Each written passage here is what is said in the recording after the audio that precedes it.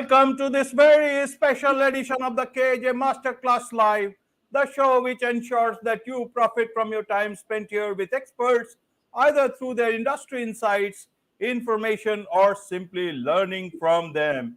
And joining us live from Scotland is Shakeel Mohammed. He's the founder of two companies, Health and Safety Data Analytics, and another in a business and career coaching company. Welcome to the show, Shakeel. Thanks, AJ. It's a real privilege to be here. Thank you. You are welcome to the show. You are welcome to India in this online form, straightway live from Scotland. And I'm sure not just in India, but a lot of people across the globe will benefit from what we are going to talk about. We'll be talking about artificial intelligence, productivity, and the future of humanity. So first, to understand from you, Shakeel, you have two companies, Avant Safety and Pathology, if I pronouncing them correct. And Correct. you are worried, you want to, minimize the disruption and displacement of humanity that, new technologies or everything else is coming in.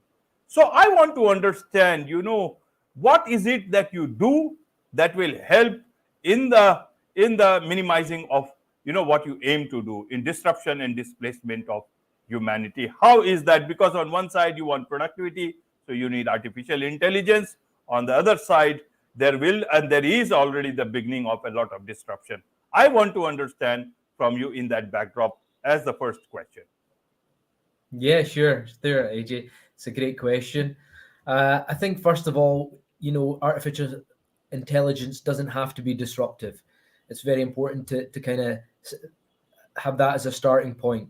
Artificial intelligence is there to, in my opinion, advance human skill and complement human skill and support humans and what their goals are in life. I come from a health and safety background. In health and safety, we look at minimizing the possibility of injury, harm, accidents, incidents to humans, not necessarily replacing them as certain industries and certain organizations look to do. Right, Shakeel. Let's look at it this way. You are a very young man, and you will obviously, the times are such that you cannot escape artificial intelligence in whatever you are doing, except for a few things that I don't know. It will be difficult to enumerate because artificial intelligence is getting into almost everything. Now, in terms of productivity, we need artificial intelligence. And then, in terms of you talk about data analytics, there also a lot of artificial intelligence is coming in. I want to understand then how is it that one can escape from all these things? You have certain fears about the artificial intelligence as an individual. Maybe as an owner, I don't know, but you will be able to tell us what is it that makes you fearful? What is it that makes you, hopeful for the future with artificial intelligence?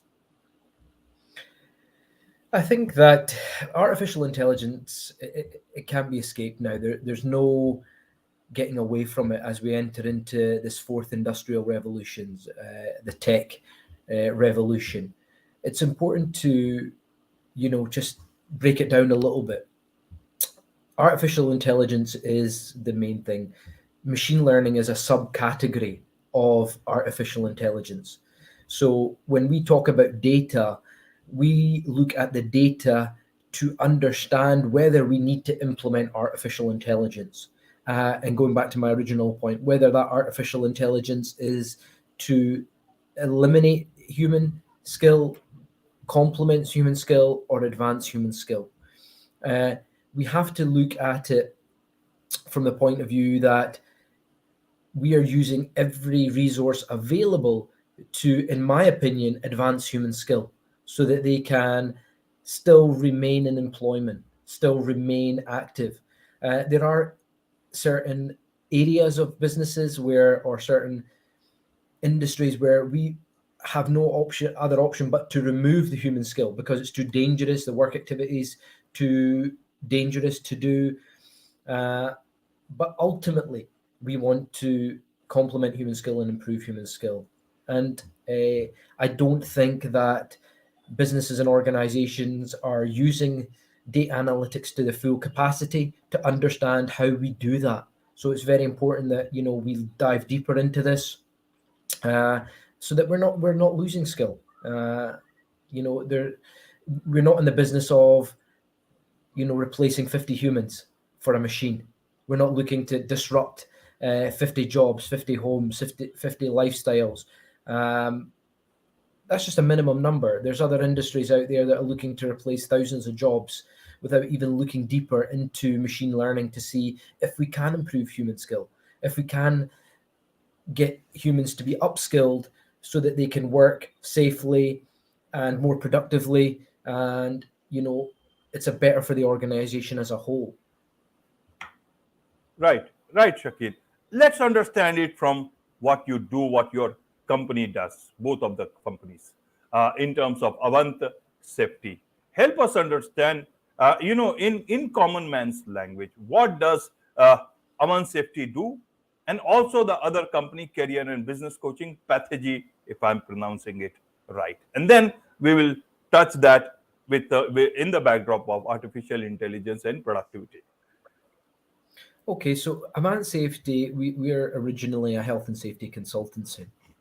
Maybe 18 months ago, I started looking outside the boundaries that were created in our industry. And in our industry, in health and safety, it's very tick box. You're ticking a box to, you've done certain training courses or you've done certain things and you've completed certain tasks, but you're not actually understanding why you're doing it. So we got involved with data analytics and machine learning. We created this technology called Shift, which is where we select parameters from different areas of the business to understand where you're losing productivity. So, for example, we did a project in the care sector last year, and we selected different parameters from different areas of the business. So, for example, HR, operations, health and safety, manufacturing, whatever it may be. And we analyze these parameters into our technology, and then we're able to tell where you're losing productivity. Going back to the project with the care home, we were able to identify that in our search. For example, the care homes were losing staff. So staff retention was a major issue in the care sector. So in the care sector, they weren't able to fulfill beds, they were losing money. We were able to identify that 65% of the care homes had no management training. So the managers weren't equipped for, leading teams, managing teams. So off of the back of that, we then were able to, in data analytics, it works descriptive, predictive, and prescriptive. Okay, so in the descriptive stage, we were able to see that 65% of the managers didn't have any management training. So we were able to predict that the next 100 care homes that we reviewed wouldn't have any manager training. So then we were able to prescribe a remedy for that. So we prescribed that these managers needed upskilled in certain areas of management. So by that, then I go back to my original point, we were able to advance human skill so that they were more advanced. Instead of being replaced by anything, they were able just to upskill themselves and retain more staff going further down the line. Right, right. And what about the career and business coaching company? The career and business coaching company started last year, the end of last year. We are heavily involved with the universities, and there's a big recognition that a lot of students were finishing university and they weren't sure what they were going to do. And, we designed programs in a way that each program is designed for the individual so that they have a clear pathway strategy to establish what they want to do. They were taking university courses that they had no interest, well, they had an interest in, but they weren't going to get them in the job that they wanted to do. So we have to take the skills that they already learned and then look for opportunities or upskill them a little bit more to find the career pathway that they want to go into. And off the back of that, what we found is that A lot of these young individuals now want to be entrepreneurs and they want to get involved in business. And we believe that we have enough skills within our team to teach, you know, any business how to grow a business in 2023 and beyond. The new technologies that are available, how to build funnels, how to build sales teams, how to build processes, procedures in order to scale companies, exactly the same way that we've done, and also change their business model. Like my business model in health and safety was a very face-to-face business. Now we are in an online space. We are dealing with companies all over the world now, in America, in the Middle East, and we're doing it from Scotland. Whereas before we didn't have the infrastructure uh, in place to be able to do that. Right, right, Shakil. Let's look at, in this backdrop, let's look at this two, three words: productivity. And in terms of, you talk about helping people equip for success. So let's talk about success and also about the development of humans. The speed at which machine learning is happening, the speed at which artificial intelligence is happening. I've been talking to a few people, and now instead of chat gpt 3.54, the next stage of, will be much, much quicker. And so we got to be ready for that. And perhaps, almost all aspects of our life will be consumed by this super efficient technology that we will be getting. So, what will humans do? When you talk of productivity, a lot of things will be taken over by the machines itself. They will do everything for you, and wait for the day when they become sentient. So we don't know what will happen after, but be that as it may. In terms of development of humans, then how will the humans develop? What will be the way?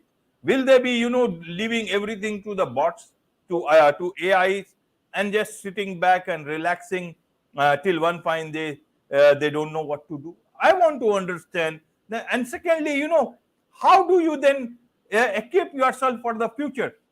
When bots will be ready to do everything, then what do you do? Should you equip yourself, with a life by the beach, enjoying your life, or should you be ready for something else? I want to understand from you, Shakil. You are a very young man, and you will have to live that life amidst all these changes that are happening so very fast. I think that the life by the beach sounds great for a start, AJ. I think we all want to strive to live towards the beach. I think that it's very important to remember that at this moment in time, humans are still programming machines. We're still working towards machines. It's not the case that machines are programming machines and leading machines. We're not at that stage yet. There's a lot of new technology out there, absolutely. And by equipping yourself, it's exactly what you said. You have to understand what this technology does and understand what this technology can do to your business. So you have to, number one, you still have to learn how to use the technology. A machine's not going to teach you how to use it and use it towards your business. You need human beings to teach you how to do that. And if you're in a certain space, you need to teach humans as well how to upskill and work with the machines. There has to be that bridge involved between AI and humans. For the local business owner, they could save a lot of time by using AI and equipping themselves and being able to compete in the marketplace. Because if I'm using technology and if I'm using AI and the man next to me is not using AI, then he's already at a disadvantage from me. So you have to be able to equip yourself to using AI and understand how it can help you with your own productivity so that you can then compete in the marketplace uh, with all these tools. But ultimately, you're still equipping yourself to be a better. You're upskilling. You're advancing yourself as a human as well. Right, right. So, what is the well being of humanity then in the future? I want to understand that state of well being for humanity. Why I ask this is, Shakil, is that, I was listening to one of a few thoughts of Jeffrey Hinton, the godfather of artificial intelligence. and he was sharing his thoughts. So one of the interviewers, he asked him that, can this artificial intelligence think independently? How does it look? Can it go beyond than what it is doing? Can it think beyond, just like humans, feel like humans? He said yes to many of these questions. So tomorrow, the whole conversation went about was that tomorrow on this planet, perhaps AI with all the development, and that is not very far off, will be the most intelligent, and humans will be after that. In such a scenario, that is why I asked, what is the well being of humanity? Because then going forward, you may have to rework the definition of the well being of humanity. Because if you look at it, then as a lot of people said, halt this development, let's look at it for some time, watch how this artificial intelligence behaves, and then we start working towards it. As of now we don't know where it will go. So I want to understand in that backdrop, what is the well-being of humanity going forward in your understanding? We have to manage the well-being of humanity because AI is very disruptive and data is very disruptive. For example, when we go into organizations, data is a factual based. So when we're going into organizations, it can expose people very quickly to, for example, what they're supposed to be doing and not doing. So what we have to do is we have to be mindful of that pushback that we get from individuals and businesses on their well-being, because we don't want to push and take all the information and then turn around and say, we found out all this data, you're not doing your job properly, or you're not doing what you're supposed to be doing, and we're going to try and replace you with humans, etc. That's not the case. We have to work with humans, slowly drip feed it into organizations, let them buy into what's going on with the artificial intelligence, let their own mindset, except we're still very much in the denial stage, AJ, that, we've not accepted that artificial intelligence is here. Artificial intelligence is being used all around us every single day. When you switch on Netflix, when you switch on Amazon, when you switch on Google, Right. it's being used there in front of you all the time. We've been using it for a long time. What we've not accepted, and we're still in a denial stage, that artificial intelligence is going to replace us as humans. But what we have to do as practitioners and people that are involved in artificial intelligence is manage the well-being, and doing that by slowly drip feeding it into organizations, not disrupting the industry, not putting pressure on the industry so that you're losing that talent and disrupting families, disrupting jobs. That's not the case. What you want to do is slowly bring it in, fully understand why you're actually bringing in artificial intelligence, because you've got to remember, AJ, that humans, they play a massive role in collecting that data. They're not just the end users of data, they are involved in collecting that data. So artificial intelligence is using us to build data on us and algorithms around us and how our behaviors are and what we're doing as individuals and what we're doing in the workplace. Right. Right. So, Shakil, one more important question I want to ask was, since you deal with health and safety data analytics, that's a very private sort of a thing for a lot of individuals. So, going forward, and there are a lot of concerns about privacy and data safety, and all sort of questions are there about privacy and data safety. So, going forward, how do you see this? Will data safety be a challenge in a bigger way, or will there be tools which will help humans ensure that their data is very much private, or is it that nothing will be private, it will all be there in the public domain, save for a couple of things? I want to understand from you, how are you looking at data, how are you preparing for data safety and all, looking into the future? Well, data safety is massive at the moment, AG. You have to protect the data that you have in your organization. But what you have to understand about data is that because every individual department is different. For example, human resources, operations, health and safety, they may not be collecting the data to all the data that they should be collecting. So, as a practitioner, one of the questions and challenges that we face all the time is people want to implement artificial intelligence programs and machine learning programs. But if the data is not there, then the machine will still. Okay, let me just give you a scenario. Okay, so we collect all the information from all the different departments, but 25% of or 50% of the information that should be with HR is not on data. So we've left that part out. We've put all the information into the machine. The machine will still make a decision based on the data that it has. So our responsibility is to make sure that all the data is collected accurately and input accurately, because then the machine is making a decision based on missing information, which could have catastrophic events in occurrence to that, if that makes sense. So it's really important as a business that they understand how they manage their own data, how they collect their own data, and how they're ensuring that they are collecting the correct data into what they're trying to achieve. That's really important, because if they don't collect the correct data, then the machine is making a decision based with missing information. I have to reiterate that. And that's one of the challenges that I get asked all the time. They come to us and they want to implement artificial intelligence to see how they can do certain things. And I always say to them that it can't be done immediately. It's a slow process. You have to slowly find out what's going on in the business, first of all, make sure all the data is cleaned and ready. And then from there, then we enter it into and get the answers that they're looking for.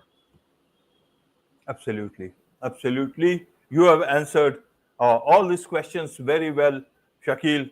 And as this whole thing unravels, we will have to find answers to new questions as we go forward. So be that as it may, for those people who want to understand more about you, learn more from you, and also engage with you professionally, what's the best way for them to do so? Yeah, excuse me. We're on LinkedIn. You can follow me on LinkedIn. We're on Instagram. Our Pathogy page is on Instagram, and we're also available on Facebook as well.